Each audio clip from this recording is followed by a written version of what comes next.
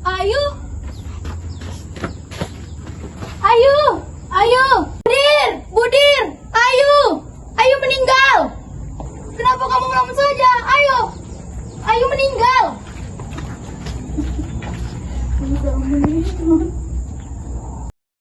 Belantara ini seperti memiliki kutukan.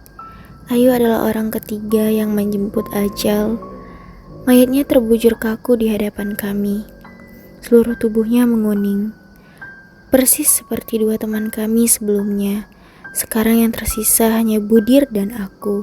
Dan hidup kami tak lebih dari undian mengerikan, menduga-duga giliran siapa yang akan mati. Lagi dan lagi. 3 dari 5 teman kita sudah meninggal. Ayo pergi.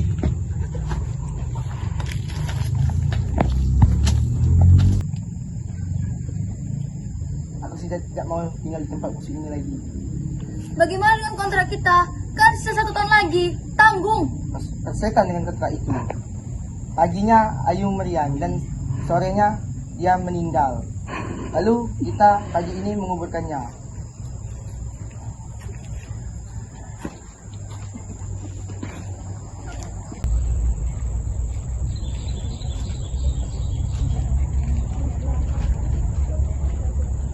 Besok pagi-pagi aku akan pulang. Terserah kalian mau tetap hidup atau mati di sini. Sebenarnya aku juga kecut. Bagaimana tidak? Satu persatu di antara kami meninggal dunia dalam 3 tahun ini. Tapi kalau aku mengikut Budir untuk pergi, berarti kontrak kami selama 3 tahun ini akan sia-sia saja. Dulu, sebagai orang yang hanya memiliki ijazah SLTA dan tanpa keterampilan apa-apa, aku langsung menyetujui pekerjaan yang ditawarkan oleh sebuah perusahaan perkebunan sawit. Mereka ingin membuka perkebunan baru. Pekerjaannya cukup mudah. Dalam kontrak disebutkan bahwa selama 4 tahun, tugas kami hanya memasang patok batas lahan yang akan dibuka. Selain itu, kami juga harus memberi tanda silang pohon-pohon yang berdiameter tertentu di kawasan lahan tersebut. Setelah menekan kontrak, aku bersama 4 orang lainnya diterbangkan ke Kalimantan dan langsung diantar ke pedalaman Meratus. Namun, baru 1 tahun berada di Meratus, Citra, salah satu anggota tim, mendadak sakit. Awalnya meriang biasa. 3 hari kemudian Citra meninggal dunia. Tahun kedua, Okta juga mengalami hal serupa. Ia juga tewas dalam keadaan menderita. Dan pada akhir tahun ketiga, Ayu yang kami kuburkan. Sekarang hanya tinggal kami berdua. Tahun keempat hanya tinggal beberapa hari lagi. Apakah berarti ini yang akan mati hanya antara aku dan Budir? Ini menakutkan sekali.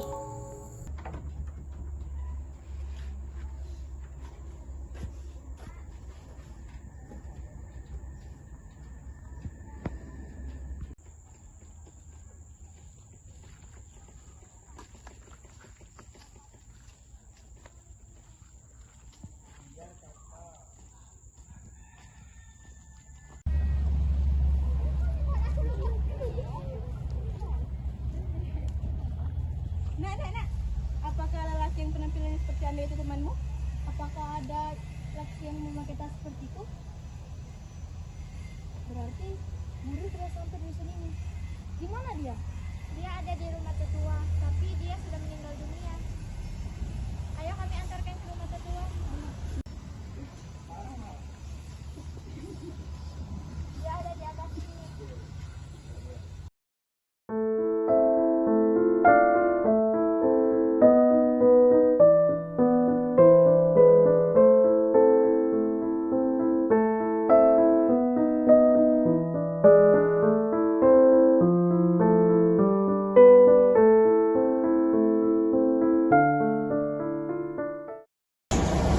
Roh Meratus.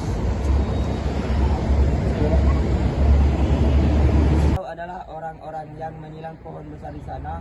Ya, satu-satunya yang tersisa. Anak muda, aku tak tahu apa yang kau maksud kalian bertahun-tahun di belantara sana. Namun, Melihat keadaan temanmu yang meninggal ini, tampaknya Meratus terasa terganggu.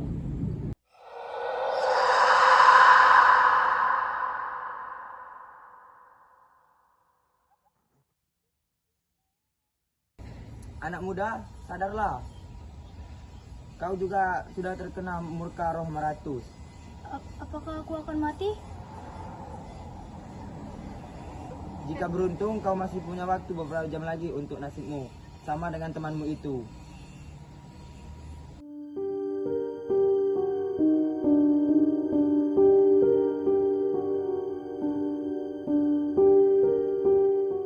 Kita harus mencari ular kadung yang berjalan searah matahari terbit.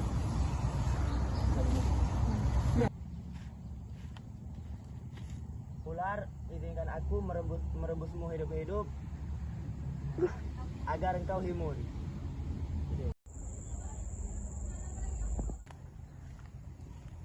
Minumlah ini anak muda.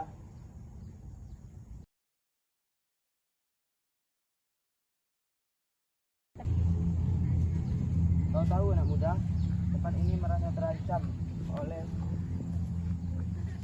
keberadaan roh Meratus meniupkan wisa ke tubuh kalian. Sayangnya teman-temanmu terlambat. Ini yang kuambil dari ranselmu. Ternyata kamu memasang patok-patok di pohon-pohon besar itu. Tetua, izinkan aku tinggal di sini bersama kaummu untuk menjaga tempat ini. Baiklah.